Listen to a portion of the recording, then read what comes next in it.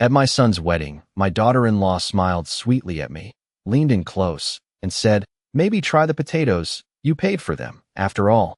And I didn't react. Not then. Not when the laughter rippled just a little too loudly around the table.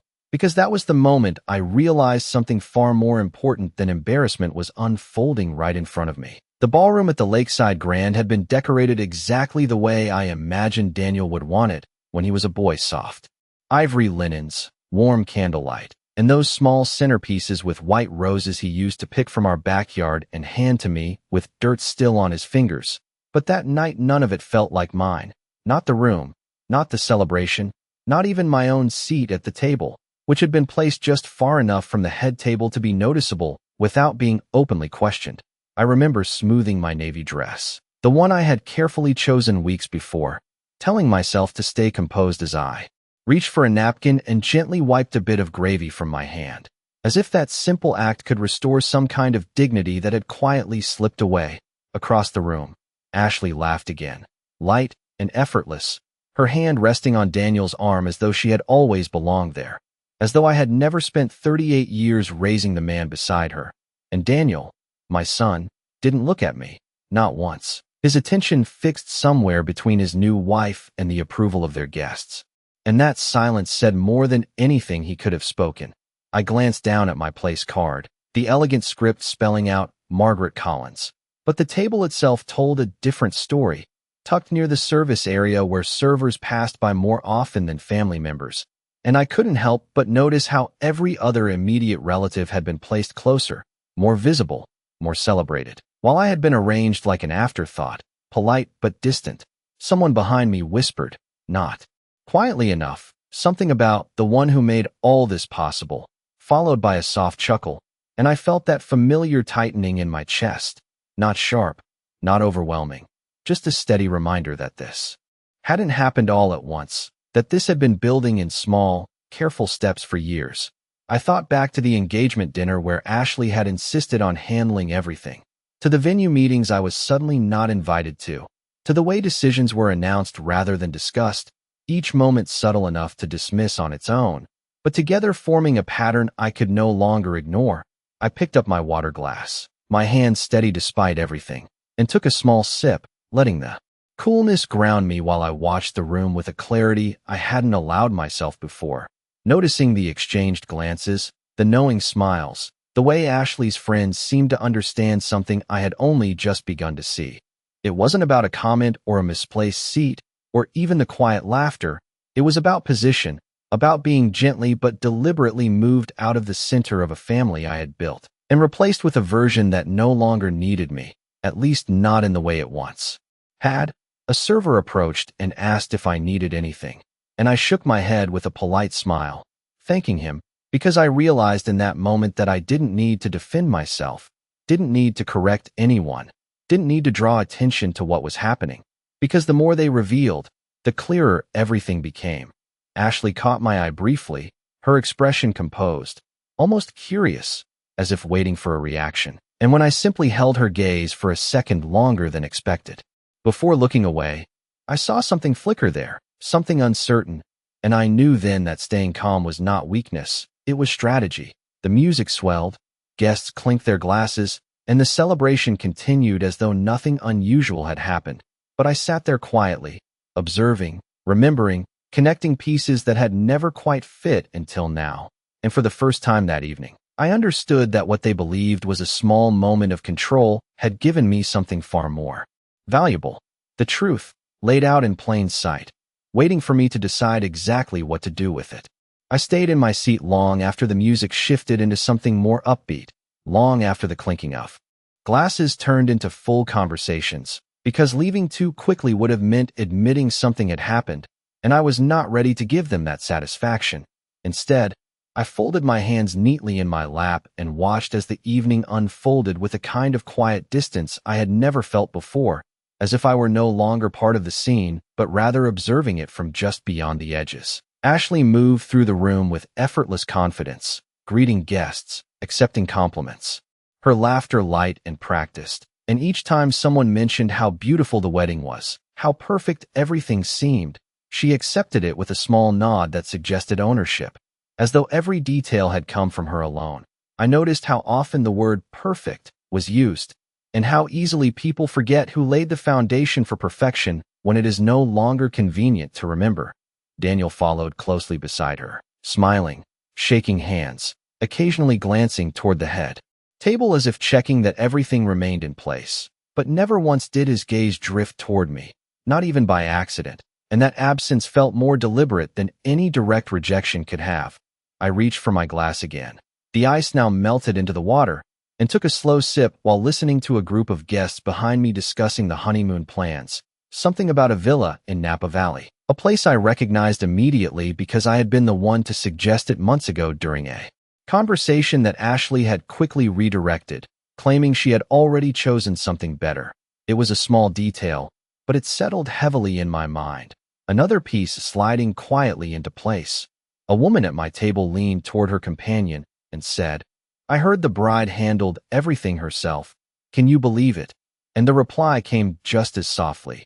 "Well, it helps when you have someone willing to cover the costs." Followed by a brief pause that carried more meaning than the words themselves. I kept my expression neutral, my posture composed, but inside I felt something shift, not breaking, not cracking, but aligning, as though a lens had finally come into focus. I thought back to the months leading up to this evening, to the checks I had written without hesitation, to the vendor calls I had made when something needed to be fixed quickly, to the quiet assurances I had given Daniel that everything would come together exactly as he wanted, and I realized that I had mistaken participation for inclusion, support for belonging. The band began a new song, something slow and familiar, and guests started to gather near the dance floor, forming a circle of attention that naturally drew the bride and groom to the center. And as I watched them take their first steps together, I felt a strange calm settle over me. Not the kind that comes from acceptance, but the kind that comes from understanding. Ashley rested her head briefly against Daniel's shoulder, smiling up at him in a way that seemed rehearsed yet effective, and the crowd responded exactly as expected. Soft applause, a few sentimental sighs, cameras raised to capture a moment that would later be described as perfect. I noticed then how easily perception can be shaped when everyone agrees to see the same version of reality, and how difficult it becomes to question it once it has been established. A server passed by with a tray of champagne glasses, and for a moment I considered taking one, joining the celebration in the way I had always imagined. But instead I let him pass, choosing clarity over comfort. From where I sat, I could see the head table clearly, the carefully arranged seating, the subtle hierarchy embedded in its design, and I realized that nothing about this evening had been accidental, not the placement, not the comments, not even the tone in Ashley's voice earlier. Everything had been measured, deliberate, controlled. I adjusted the sleeve of my dress, smoothing a crease that only I could see, and allowed myself one slow breath before looking out over the room again. This time not as a guest, not even as a mother, but as someone who had finally stepped outside the illusion and could see it for what it was. And in that quiet shift of perspective, I understood that the evening was not over. Not for me, not by a long measure, because the more carefully something is constructed, the more precisely it can be undone when the right moment arrives.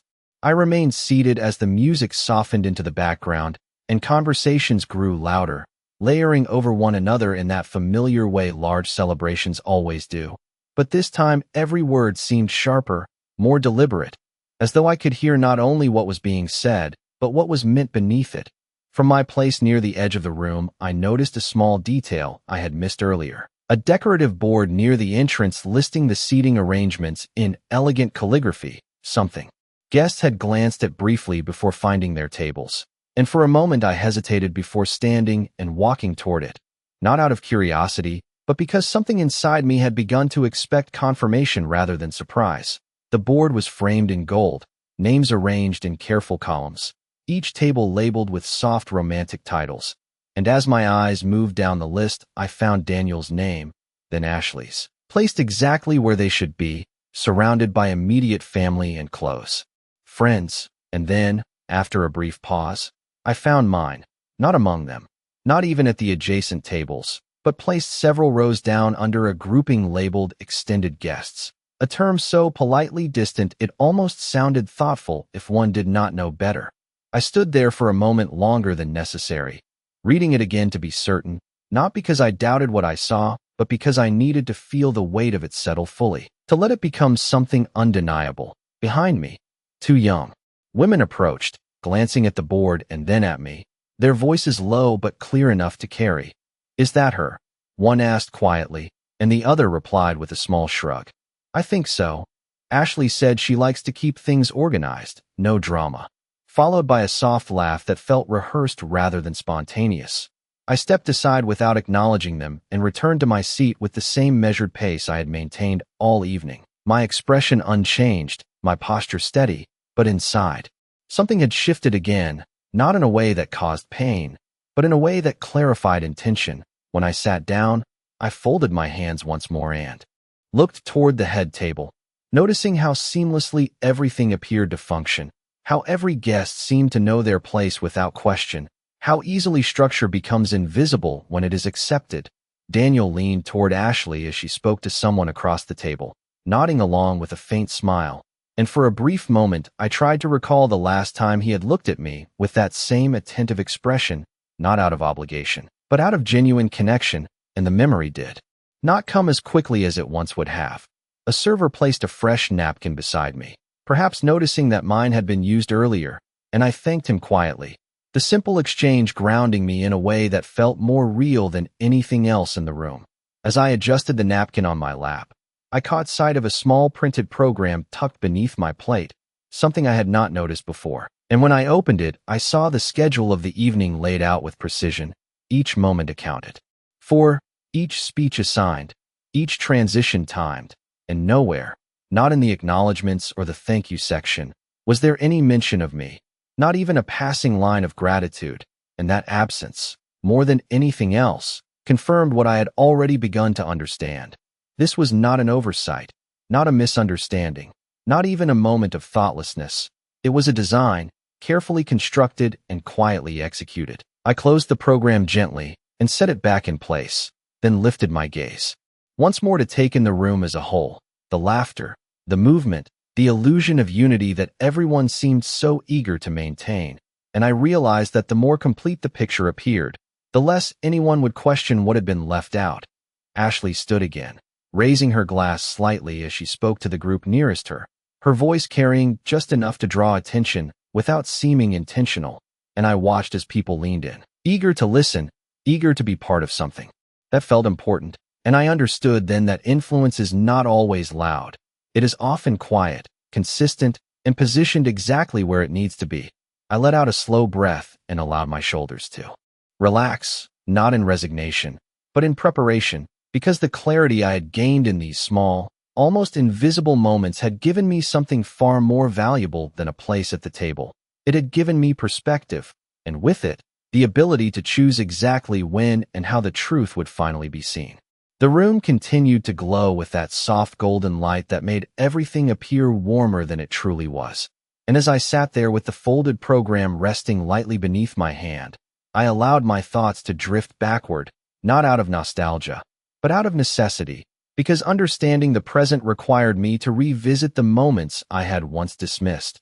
I remembered the first time Ashley came into our home, how she stood in the doorway with a bright smile and a carefully chosen gift, something small but thoughtful, and how I had welcomed her without hesitation, believing that kindness would be returned in time, believing that family, once extended, would naturally grow stronger. In those early months, she asked questions, listened attentively, even complimented the way I kept the house, the recipes I had passed down, the traditions I held onto, and I mistook that attention for respect when it was, in truth, something else entirely, something quieter, more observant.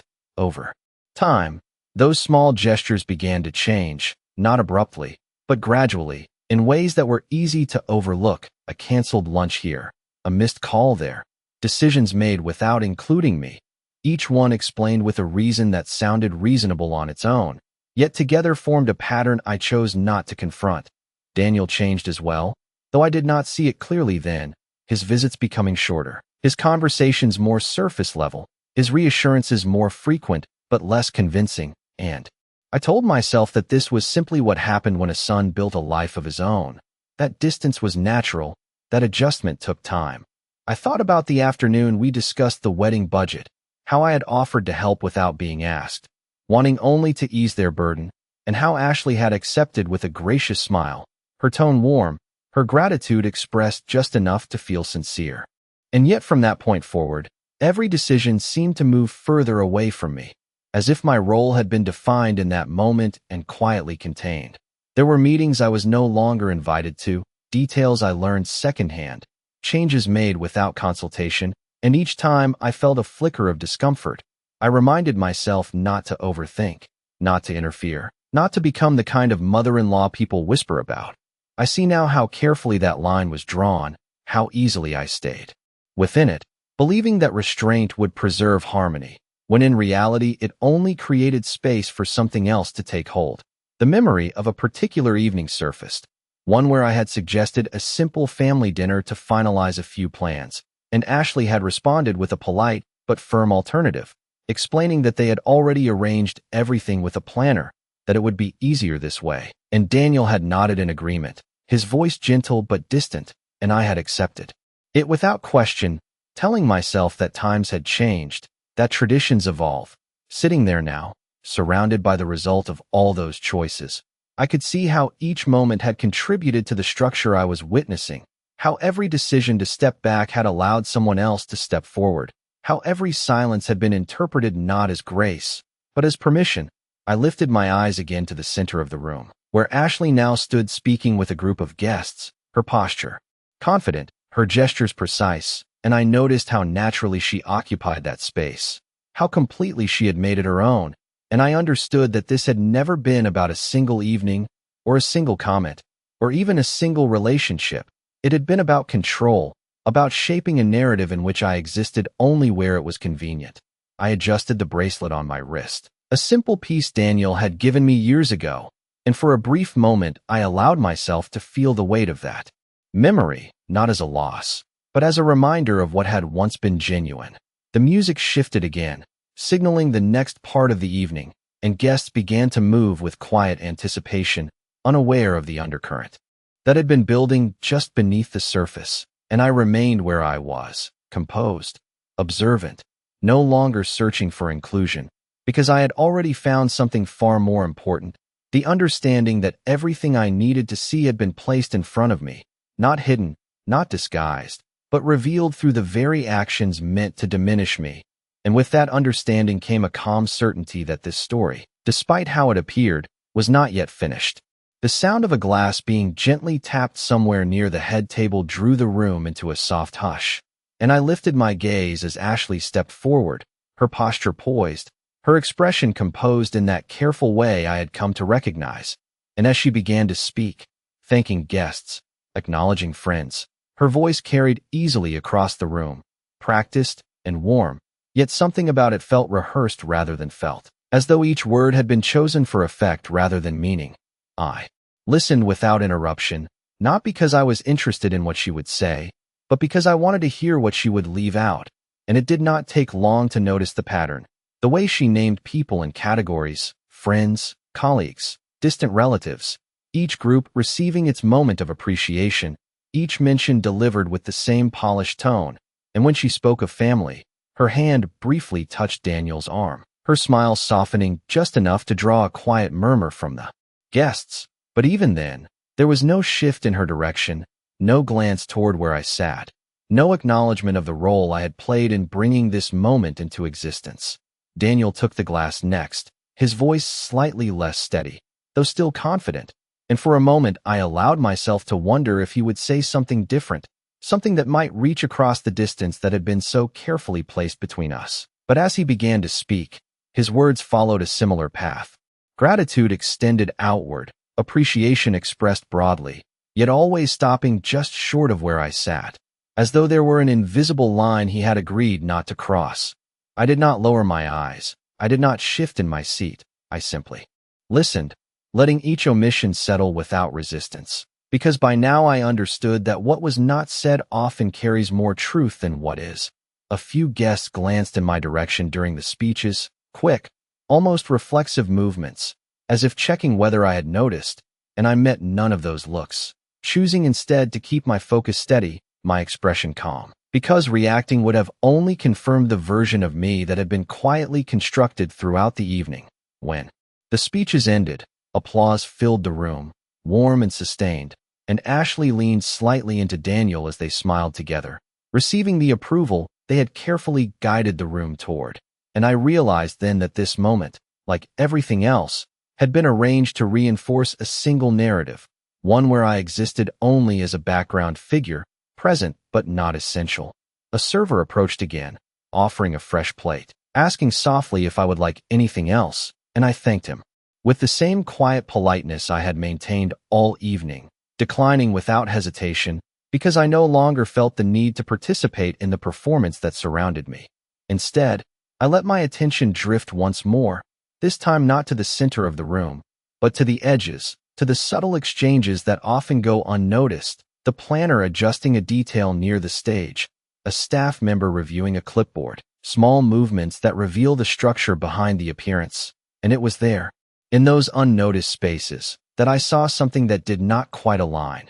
A familiar face speaking quietly with one of the coordinators, someone I recognized not as a guest, but as a professional I had spoken with weeks before, someone who had confirmed details that were no longer being followed.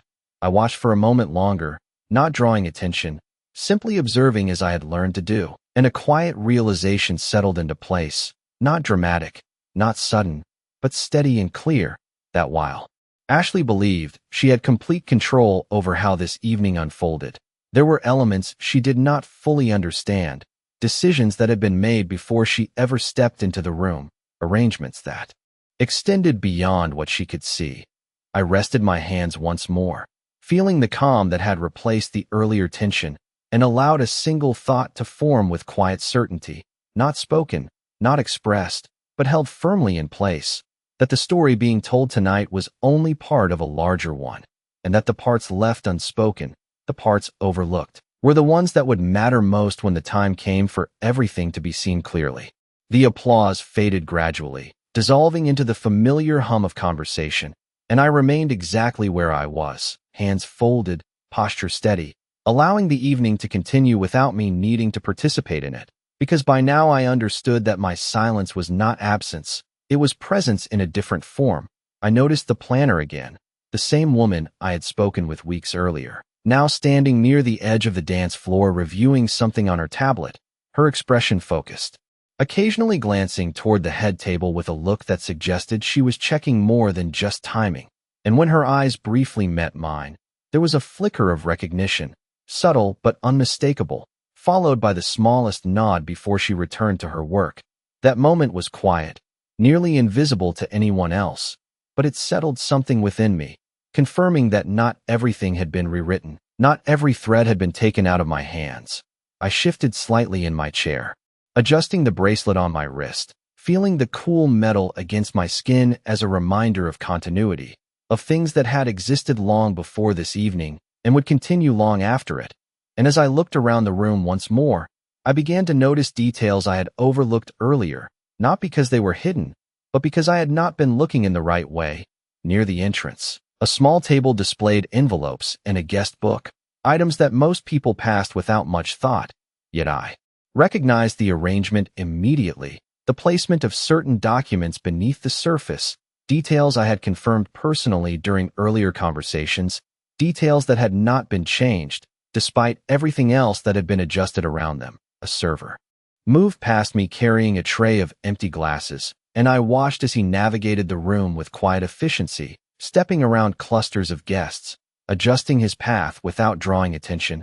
And it struck me how similar that movement was to what I had been doing all evening, adapting, observing, allowing others to take center stage while maintaining awareness of everything happening just beyond it.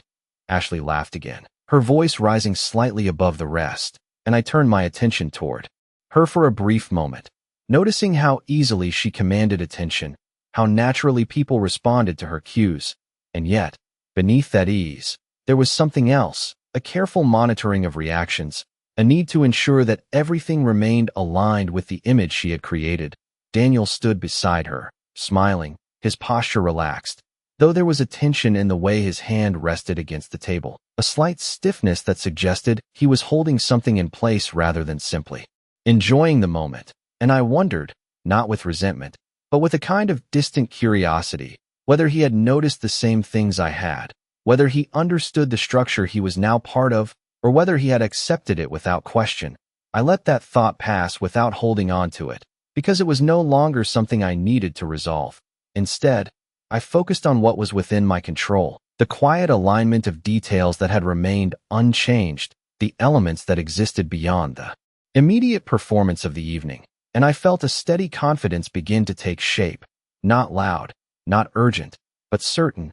The music shifted again, signaling another transition, and guests began to move toward the center of the room, drawn by the promise of the next moment, whatever it might be.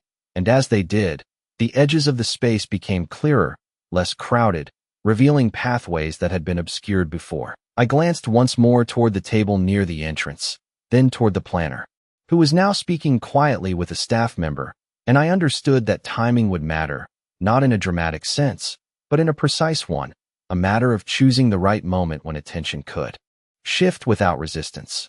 I took a slow breath, allowing it to settle evenly. And for the first time that evening, I felt completely removed from the need to react, to respond, to defend, because everything I needed was already in motion, already positioned, waiting not for confrontation, but for clarity.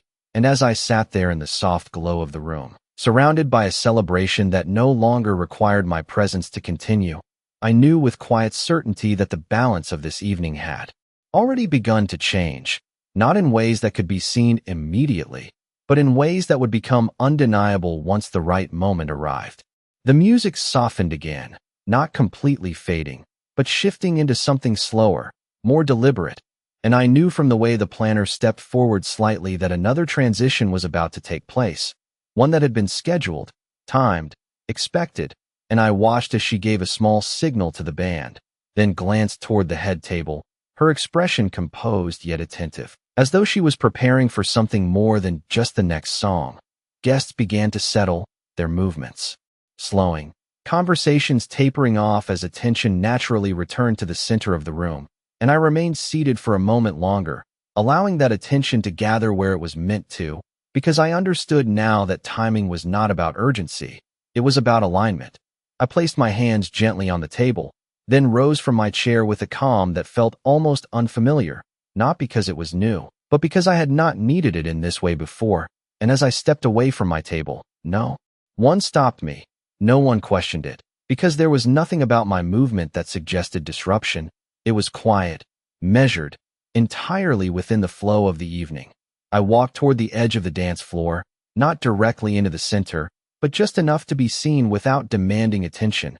And as I did, I noticed the planner again, now standing closer to the small table near the entrance, her hand resting lightly on a folder I recognized immediately, one that had been discussed in detail weeks before, one that had not been altered despite everything else.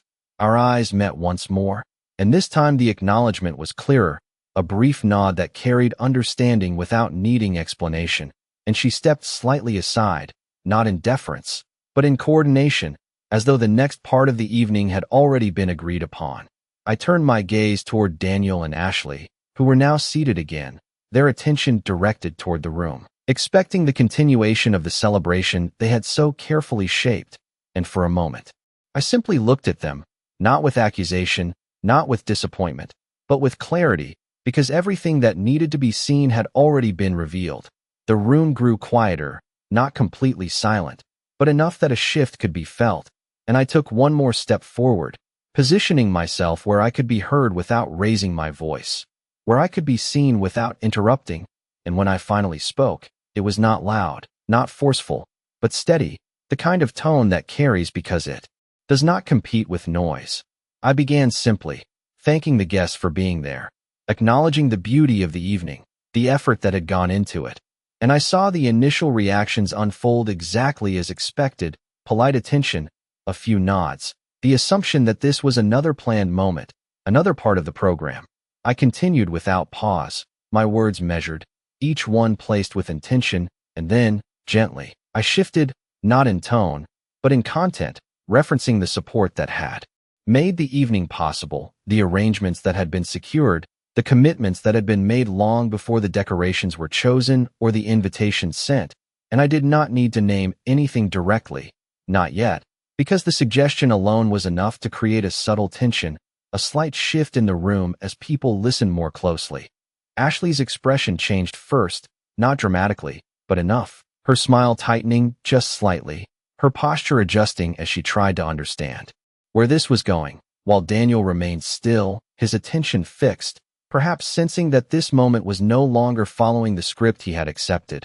I allowed a brief pause, not long, just enough to let the words settle, and then I continued, my voice calm, explaining that certain arrangements had been made with care to ensure everything would proceed smoothly, arrangements that included not only the visible elements of the evening, but also the underlying agreements that supported them.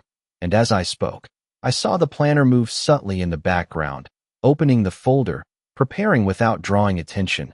I did not rush. I did not raise my voice. I simply let the truth unfold at its own pace, because by now I understood that clarity does not need force, it only needs space.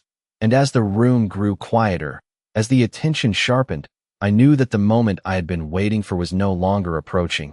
It had arrived, and everything that followed would not be about reaction, but about revelation. The room held its breath in a way I had never experienced before, not in silence, but in a kind of suspended attention where every small sound seemed to carry further than it should, and I remained exactly where I was, my voice steady, my posture unchanged, as I allowed the next part of what needed to be said to unfold without urgency. I spoke of preparation, of the months leading up to this evening, of the conversations that had taken place long before the invitations were sent, and I saw the shift ripple through the room, subtle at first, a glance exchanged here, a brow slightly furrowed there, the quiet realization that this was not part of the expected sequence. Ashley's smile had not disappeared, but it no longer reached her eyes, her attention fixed entirely on me now, as though trying to measure how much I knew, how far I would go, while Daniel sat beside her, his expression tightening in a way that suggested he was beginning to understand that this moment could not be redirected. I did not look at them directly as I continued, choosing instead to address the room as a whole, because this was never about confrontation, it was about clarity. I mentioned the arrangements that had been secured early on, the agreements that ensured the venue, the services, the timing, and I spoke of them not as claims, but as facts, presented calmly, without emphasis, allowing the weight of them to settle naturally. Behind me, I heard the soft movement of paper, the quiet opening of the folder I had seen earlier, and though I did not turn, I knew that the planner was following through exactly as we had discussed, not with drama, not with announcement, but with precision. A few guests near the entrance began to glance in that direction, their attention drawn not by anything overt, but by the subtle shift in activity, and I continued speaking, my tone unchanged, explaining that certain elements of the evening were not simply decorative, that they were supported by commitments that extended beyond the visible, commitments that had been made with care and intention. Ashley's hand moved slightly on the table, her fingers tightening just enough to be noticeable if one was paying attention, and I saw her lean toward Daniel, whispering something quickly, though his response was slower, more uncertain, as though he was trying to reconcile what he was hearing with what he had believed. I allowed a brief pause then, not to create tension, but to give space for understanding, and in that pause, the room seemed to shift again, the earlier ease replaced by a quiet attentiveness that could not be ignored. When I spoke again, it was softer, not in volume, but in tone, and I explained that while celebrations often focus on what is seen, it is the unseen foundations that determine whether everything holds together, and I saw several guests nod slightly, not in agreement with me personally, but in recognition of the truth within the statement. The planner stepped forward then, still unobtrusive, placing a set of documents on the small table near the front, not presenting them, not announcing them, simply making them visible, and that visibility was enough. Ashley's composure faltered for just a fraction of a second, her eyes flicking toward the table before returning to me, and in that moment, the certainty she had carried all evening seemed to waver. Daniel shifted in his seat, his posture no longer relaxed, his attention divided between me, the documents, and Ashley, and I could see the questions forming, not spoken yet, but present. I did not raise my voice. I did not point. I did not accuse. I simply continued, explaining that clarity is not about exposing, but about understanding, and that every decision carries weight beyond the moment it is made. The room remained still, not frozen, but focused, as though everyone present had become aware that they were witnessing something more than a speech, something that extended beyond the celebration itself. I let my words settle one final time, allowing the quiet to return, and in that quiet, the balance of the evening shifted completely, not through force, not through confrontation, but through the simple act of bringing what had been overlooked into view. And as I stood there, composed and certain, I knew that whatever came next would no longer be shaped by assumption, but by the truth that had finally been allowed to surface. No one spoke immediately after I finished, and that silence felt different from the ones earlier in the evening. Not polite, not uncertain, but heavy with recognition, as if something that had been carefully arranged had shifted just enough for everyone to see the structure beneath it. I did not move right away. I did not look toward Daniel or Ashley, because there was no need to measure their reactions in that moment. The room itself had already answered what I needed to know. A man near the front cleared his throat softly, not to interrupt, but as if adjusting to a new understanding, and I saw a few guests glance again toward the table where the documents rested, no longer ignoring it, no longer dismissing it as part of the background. Ashley was the first to stand, her movement controlled but quicker than before, her expression composed yet strained at the edges, and she stepped forward slightly, her voice calm as she thanked me for my words, framing them as a gesture of support. An attempt to guide the moment back into something familiar, something manageable, but there was a subtle tension in the way she spoke, a careful selection of words that suggested she was no longer entirely certain of the ground beneath her. Daniel followed a moment later, his posture less steady than it had been earlier, his gaze shifting briefly toward the documents before returning to the guests, as though trying to maintain the version of the evening he had expected, yet unable to fully ignore what had been introduced. I watched them both without interruption, not with judgment, not with satisfaction, but with a quiet clarity that no longer required validation. The planner remained near the side, her presence unobtrusive. Yet the work she had done was now visible in a way that did not require explanation, and I understood that. Everything had aligned exactly as it needed to, not through force, not through confrontation, but through timing and truth. A woman at one of the nearby tables leaned toward her companion, whispering something I could not hear, but I saw the change in her expression, the shift from casual interest to something more thoughtful, more aware, and I realized that perception, once altered, does not easily return to what it was before. I took a slow breath, allowing the weight of the moment to settle fully, and then I stepped back, not dramatically, not with finality, but simply returning to the space I had occupied earlier, as though nothing extraordinary had taken place, because in a way, nothing had, nothing beyond the quiet acknowledgement of what had always been true. The music resumed, gently at first, then with more confidence, as the band followed the unspoken cue to continue, and guests began to move again. Conversations picking up, though now with a different tone, a subtle undercurrent that had not been there before. Ashley returned to her seat, her movements precise, her smile restored but not quite the same, while Daniel remained standing for a moment longer before sitting down beside her, his posture thoughtful, his attention no longer entirely outward. I did not wait for anything else to unfold, did not linger for further reactions, because the purpose of my words had never been to create a scene, only to bring clarity, and that had already been accomplished. I walked toward the exit at a measured pace, the soft sound of my steps blending into the music, passing by the table near the entrance where the documents still rested, untouched yet no longer invisible, and as I reached the doors, I paused briefly, not to look back, but to take in the quiet certainty that had replaced everything else. The evening would continue, the celebration would go on, and in time, the details of this moment would be interpreted in many ways, shaped by different perspectives, but the truth that had surfaced would remain, steady and unchanged. I stepped outside into the cool night air, the contrast immediate and grounding. And for the first time that day, I allowed myself a small, quiet breath that felt entirely my own. Because what had been taken from me in small, subtle ways throughout the evening had not been lost at all. It had simply been waiting for the moment when it could stand on its own, clear and undeniable. And as I walked away without looking back, I understood that they had not diminished me. They had revealed themselves, and that was something far more lasting than anything they had tried to control.